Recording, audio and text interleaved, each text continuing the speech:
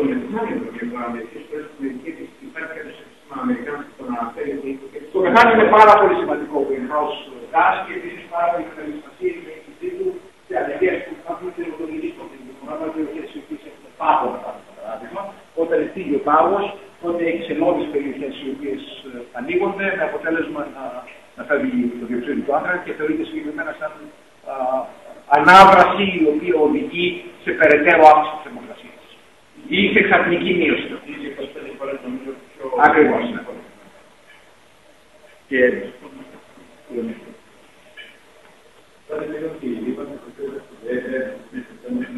δεν θα πάξω. Όχι, απλώς θέλω να πω ότι άλλο το ζήτημα κατά πόσον, δηλαδή, άλλο το να αποφασίσει κάποιος ότι δεν θέλω κάρβουνο επειδή ρηπαίνει, και άλλο είναι να πει κανείς ότι δεν θέλω καύση καρβούνου επειδή θα οδηγήσει σε αύξηση του διοξειδίου του άνθρακα και θέρμανση του πλανήτη.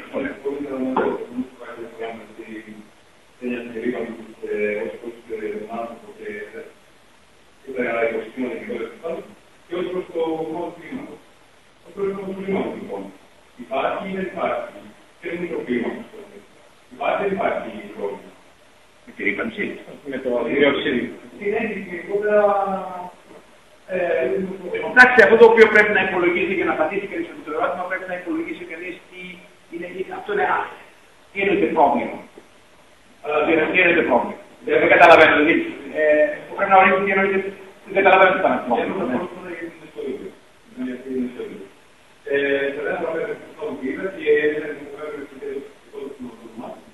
Έλεγε συγκεκριμένα για τις προέλευσεις των ποταμών, τα τελευταία 60 χρόνια, δηλαδή την ποταμό και πάνω στην έλεγε ότι τα τελευταία 60 χρόνια έχει υπολογιστεί μια μεικτή μείωση των εκπομπών και από ανθρωπογενή παράγοντα, αλλά και από κλιματικές αλλαγές, δηλαδή το κλίμα φτάσει 1000%.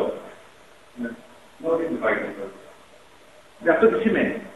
Αυτό σημαίνει ότι προφανώς το κομμάτι της ρήπανσης των ευρύτερων των πρωτογενούς επηρεάζει τα οικοσυστήματα και όχι τα κλίματα στις περιοχές. Προφανώς.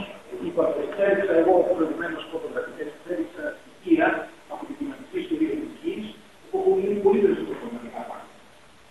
Το 55 εκατομμύριο χρόνων έπεσε ένας κομίτης πάνω στην γη, ο οποίος κατέστρεψε συγκεκριμένα τα περισσότερα κομμάτια. Προ 35 εκατομμύριο χρόνια, δηλαδή η αλλαγή στην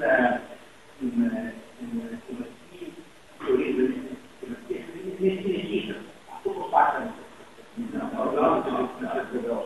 Είναι λιγάκι, αυτό το οποίο θέλω να τονίσω, είναι λιγάκι προσοχή στον τρόπο με τον οποίο κανείς το έχουν εκτιμήσει διάφορα. Δηλαδή, κάνει κανείς μια παρατήρηση. Πηγαίνω στο χωριό μου και παρατηρώ συγκεκριμένα το ποτάμι πόσο έβγαζε το 5 χρόνια. Του βγάζω μερικά απολύτως. Αυτό τι σημαίνει.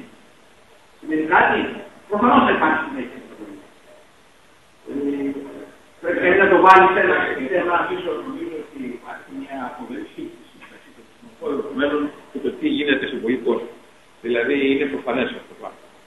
Δεν υπάρχει καμία εμβολία ότι έχουμε μια ρήπανση γενικότερη διότι ο πληθυσμός της γης είναι 7 εκατομμύρια και αυξάνει ταχύτητα και να είναι σε 50 χρόνια.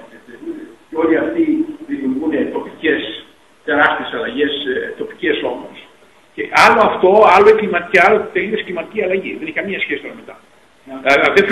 Δεν φαίνεται, τουλάχιστον από όσα έχω διαβάσει εγώ και μετά από τον κύριο Τζουάνου σήμερα, ότι δεν φαίνεται το διοξείδιο του άνθρακος να κάνει μια τεράστια ζημιά στο άμεσο μέλλον. Δεν φαίνεται.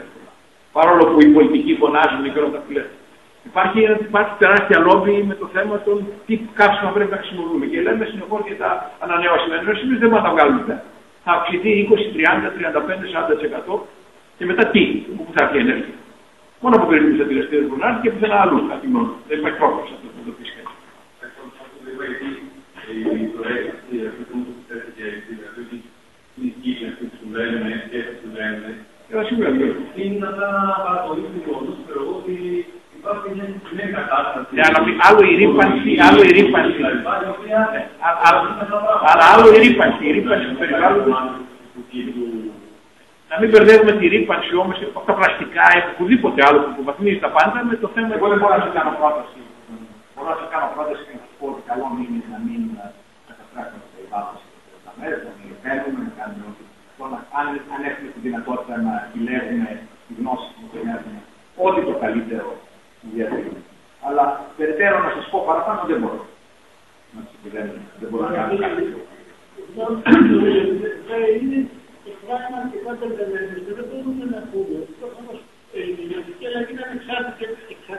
Είναι ξέρουν πόσο εξαρτάται από τη ρήπανση. Το 15% είναι καθόλου.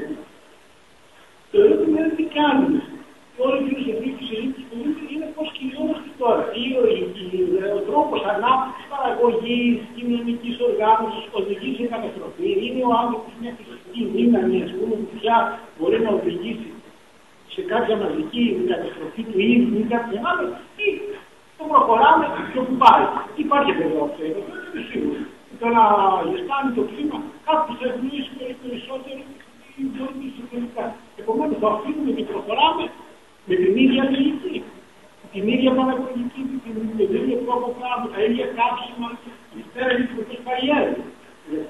Δεν είναι σπίγες και τα ίδια. Αν ρίξουμε πολλά λεφτά στην έρευνα για την τεχνολογία, μπορεί να βρούμε τεχνολογία και να... Αλλά μπορεί να μην βρούμε. Οπότε χάσουμε. Εντάξει, δεν είναι κίνηση για αυτό το πράγμα, τουλάχιστον για τα θέματα τα οποία μιλάμε αυτή τη στιγμή. Αυτό το οποίο εγώ προσωπικά πιστεύω, το οποίο δεν έχει τίποτα να κάνει με τα θέματα τα οποία συζητάμε, γιατί μην πήγαμε σε μια άλλη συζήτηση. Εντελώς διαφορετική συζήτηση την οποία αρχίσαμε. Την οποία συνδέονται πάρα πολύ. Ναι, όχι, δεν συνδέονται. Συνδέονται στο ευρύ κοινό. Ναι, εντάξει, ναι. Εκεί είναι. Αλλά δεν θέλω να πω άλλο το ένα θέμα και άλλο το άλλο θέμα. Αν θέλετε, η δικιά μου εκτίμηση, που επαναλαμβάνω δεν έχει να κάνει με τη συζήτηση, κάνει το εξής, ότι δεδομένου της αβεβαιότητας που υπάρχει και του γεγονότος ότι εγώ δεν βλέπω τεράστια επίπτωση, δηλαδή αυτή τη στιγμή και την άποψη του διοξείδου του άνθρακα, πιστεύω ότι η καλύτερη αντιμετώπιση είναι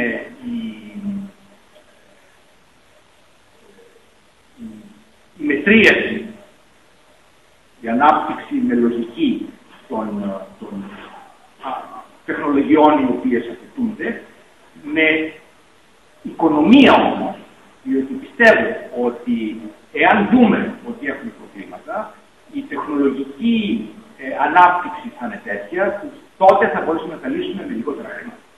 Δηλαδή θα είναι πολύ πιο ακριβότερο το να ασχοληθούμε αυτή τη στιγμή, να κάνουμε κάτι το οποίο θα αλλάξει, σχέτως εάν γίνει αυτό. Μιλάμε αν είναι ουτοπιστική αυτή η πρόταση ή όχι, διότι έχω τη φαίνεται στην πρόταση του πολιτικού επίπεδο φαίνεται να είναι ουτοπιστική ακόμα και αυτή η πρόταση. Αλλά θα είναι, πες ότι είχαμε τη δυνατότητα να το κάνουμε, το κόστος του να το κάνουμε αυτό το πράγμα σήμερα πιστεύω ότι θα είναι πολύ μεγαλύτερο από το να κάνουμε το κόστος αυτό αργότερα. Οπότε η δικιά μου θέση θα ήταν ότι κατ' ουσίαν να συνεχιστεί έρευνα πάνω σε αυτό το ζήτημα και να περιμένουμε να δούμε το τι πρόκειται να συμβεί, να αναπτύσσουμε τη τεχνολογία μας οπότε να είναι την κατάλληλη κίνηση που θα μπορέσουμε να αντιμετωπίσουμε το ζήτημα εάν προκύψει κάτι με πολύ καλύτερο τρόπο και πολύ πιο τρόπο. Τώρα, για το θέμα της ρήπανσης, πιστεύω ότι σαφέστατα θα πρέπει να υπάρχει συστηματική προσπάθεια για μείωση των αποβλήτων, τεχνολογία και ανάπτυξη τεχνολογίας με το αντίστοιχο κόστος το οποίο αυτό σημαίνει για την δημιουργία ενός περιβάλλοντος, το οποίο δεν όσο δυνατόν λιγότερο τοξικό, όσο λιγότερο σύστημα. Γι' αυτό παντού, όχι μόνο στο περιβάλλον, στο τρόφιμα, στο ένα και στο άλλο. Αλλά ως προς το θέμα του διοξειδίου του άνθρακος και της πολιτικής η οποία θα ακολουθεί, εγώ θα πιστεύω ότι θα έπρεπε να ουσιαστικά οι ενδείξεις είναι αυτές οι οποίες θα έλεγαν ότι θα έπρεπε να περιμένουν. Προγραμματίζονται και τεχνολογίες, πώς θα πάρουν τα διοξείδια. Προφανώς. Και υπάρχουν πολύ ενδιαφέροντα πράγματα που γίνονται και τα οποία θα αναπτυχθούν στην το χρόνο. Αλλά προέχει πάνω σε αυτό το ζήτημα. Εάν μας ενδιαφέρει αυτό το ζήτημα, θα μιλήσουμε.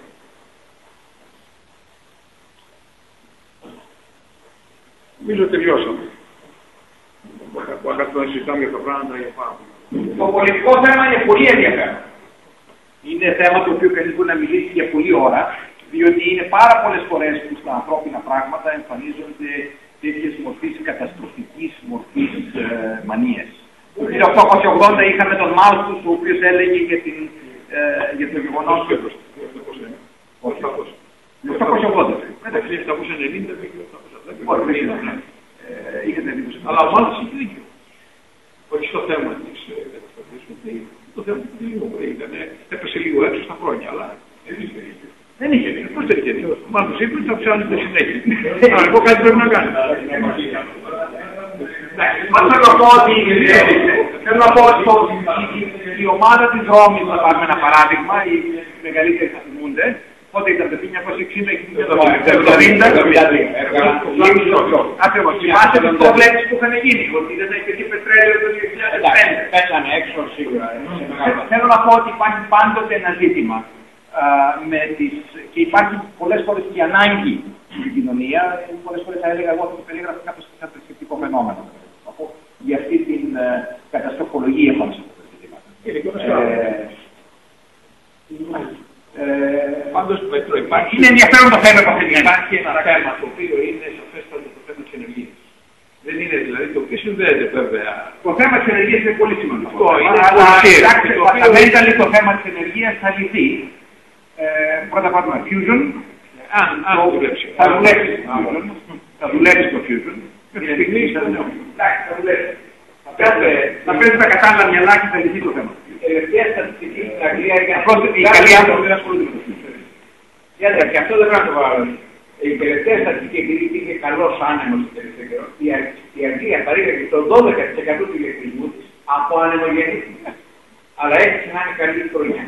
Κοιτάξτε, για τις ανανεώσιμες, εκεί είναι η περισσότερη, μεγαλύτερη κατά κάποιο τρόπο, καλύτερη πηγή, παρότι είναι ακριβή, πρέπει να βάλει κάτι γραμμές παραγωγής.